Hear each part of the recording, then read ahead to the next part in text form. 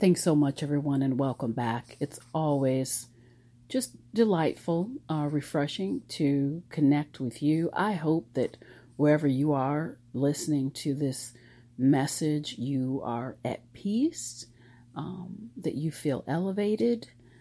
And if you don't, I certainly hope that you are doing some work within and without to make your way back to peace. I want to talk about overcoming isolation. Overcoming isolation. And if you listen to my channel, you know that I don't specialize in the broad strokes. What I'm dealing with is nuances, nuanced living.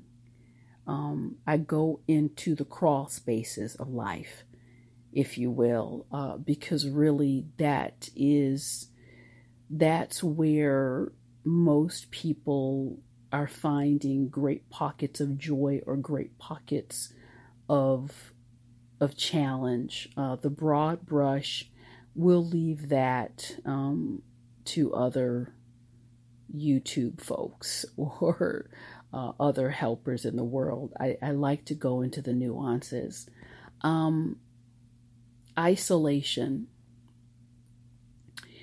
I think that most of us are aware that isolation has become a prolific issue, a prolific problem. And I label it a problem because there is a negative fallout that results.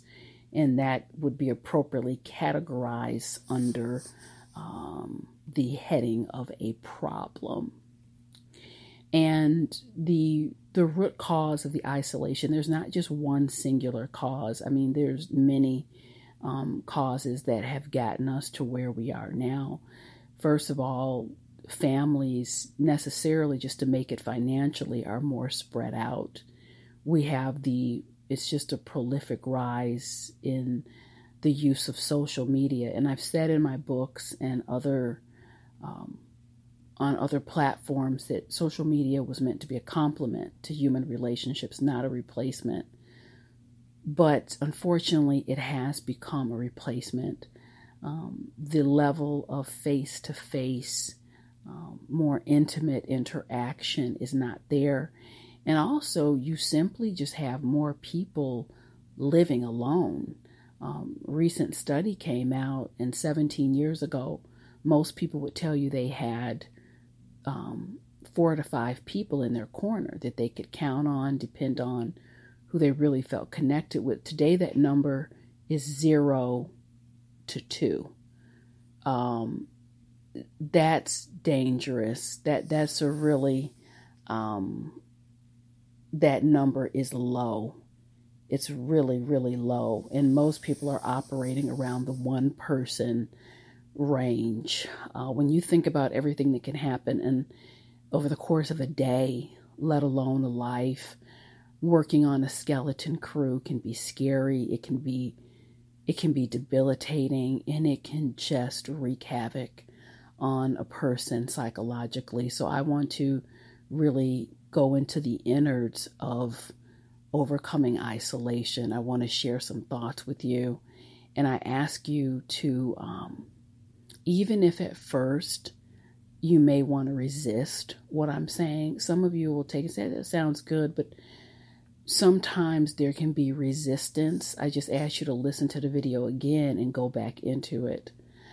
The first thing I want you to think about, if you're feeling like you want to enjoy more connection or more connecting with the world, with people, just deeper sense of groundedness in your life, in your relationships, in your community, I'm going to ask you to think about becoming more fluid and intentionally easier in how you define connection.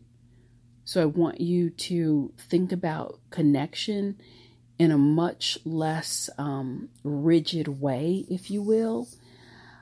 Connection can mean a lot of different things.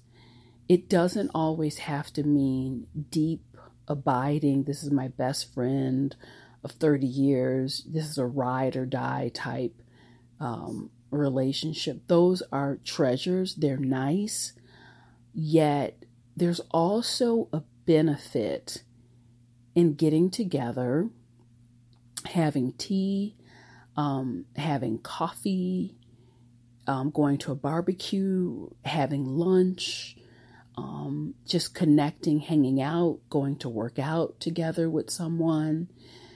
There are various ways to connect that may not necessarily at first blush be as deep as you would like, but those connectors are still vital to your mental health.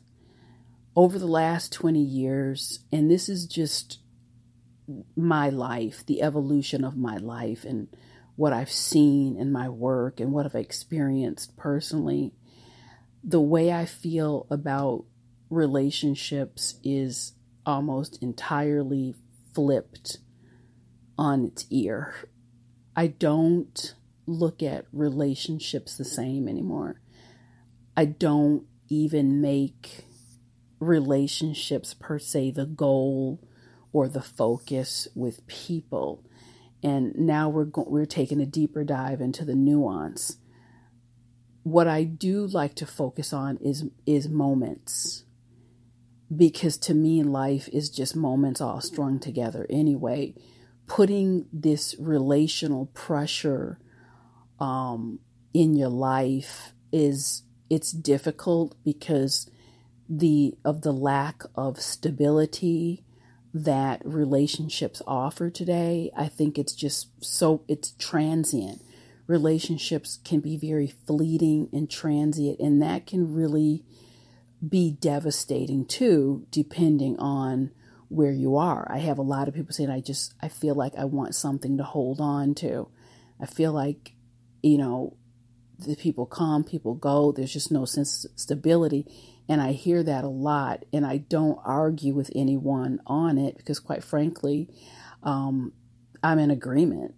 I'm in agreement with it. I think that's just where we are today. But what you can hold on to, what you really tangibly in your hand and in your heart, you can hold moments. Even if you can't hold a relationship, you can hold moments because everything is fleeting anyway. And you've heard me say people come in for a reason, a season, or a lifetime. And even a lifetime, our lives will expire. But the moments, if you put the focus on this person is coming to my life, or this opportunity to go to the movie, or this opportunity to play some basketball with someone, well, we're going to be sharing some moments together, and I can enjoy that. I didn't say, we're going to be sharing a friendship for the next 3 or 4 years. That's too much pressure in the climate that we're in today. That is just too much pressure. But we can hold moments, can't we? When you think about it, we can get excited about moments. And even when the moments have passed, we can tuck them away and still smile fondly on them. So really, I'm suggesting to overcome isolation, be more fluid with who and how, and you define how you define that connection, because it doesn't have to be just a deep, abiding friendship. It can be lunch. It can be someone just coming over, someone that you trust to share some space and time with you, and move away from the pressure of relationships to focusing on the moments. And then lastly, I want to say isolation can have a snowball effect, and you can really be in isolation so long that the longer you do that, it just becomes harder and harder to connect with people. There can almost be something beyond rigidity, which could be true paranoia, that would set in. And that's a whole different thing. So it really becomes important to break that cycle. And I really encourage people to keep a very active calendar. You'll hear me talk about calendars a lot. Keep a very active calendar, get lunches on that calendar, get outings, trips, places that you want to go, connecting within organizations. Church can be huge if that's your preference. Meetup groups, staying very connected and active within life. It's very grounding. And have life around you. Well, Sheila, what do I do if I live alone? I said, have life around you in a form of a pet. That's life. That's vital. That's a relationship. Moments, something to care for, something that will love you back. Plants, have life around you. Have connection around you, and don't feel as if, I've heard people tell me, well, Sheila, if I have to reach out for it, if I have to go into an organization, or, if I have to pay a couple dollars to go into an outing, that doesn't feel organic. You need to get away from that, because that's not being fluid and, being easy in terms of your definition of connecting, and that's going to create a block. It's going to take you out of opportunities to laugh, to connect, to have vital conversations, and you have to get out of that. And then lastly, understand what I'm saying. Try to remove judgment from it. I feel it's just important in this day and age to really check your expectations where people are concerned. Really check your expectation, because so many people are just checked out. I mean, you're going to see different behaviors. People, like I said, it's just transient, ghost moves, what have you. So, what I like to say is, easy come, easy go. The expectations that I had many years ago, I just don't, because I've seen too much. I don't necessarily anticipate or expect a horrible thing or negativity when I meet people, but I don't let myself go flinting around in my mind on fantasy quests. I'll put it like this. I delight in my moments, and there's no devastation if a moment ends. It's just that balance. It's just that emotional balance. The ability to really let the door swing in both directions and be okay. You can't, in a healthy way, just take a stance. Well, I'm not going to enjoy myself at all. I'm not going to interact. I'm not going to let anyone in, because then you're not living. You're not living. So overcoming isolation has a lot to do with overcoming barriers in your mind, and also just adjusting to the new climate, the new relationship climate that we are in. This is not me just talking, running my mouth. We're in a new relationship climate, and the people who do best, they're going to be the people who can adjust and create a sense of community for yourself. Be creative. I mean, I do lots of just different community events. I created a positive, strong circle around me. This is nothing that was naturally there. I just realized, you're going to need to manufacture these connections. I live in a community where I did not grow up. My family is not here. And I just set out to do exactly what I've done. And that just came through understanding, just being flexible, being kind, being easy with how I'm defining connections.